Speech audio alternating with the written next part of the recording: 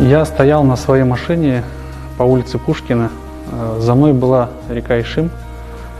Увидел, как люди, рабочие в жилетках, подбежали, начали просить телефон. Я думал, начали позвонить, просят. Потом вышел, они говорят, девушка только что с моста упала. Я подбежал к реке, увидел, что она еще барахтается. Быстро скинул куртку, телефон, ботинки, и нырнул за ней. И, как в школе говорится, учили да в армии, перевернул на спину, чтобы не нахлебалась воды. Доплыл до берега. И тут уже люди встретили, помогли поднять ее и мне выбраться с воды. И уже сразу подъехала карета скорой помощи, полиция. Ее переложили на носилки, помогли перейти. Оказался в нужный момент, в нужном месте, так сказать. Получилось помочь человеку, я считаю, значит, так должно быть, наверное.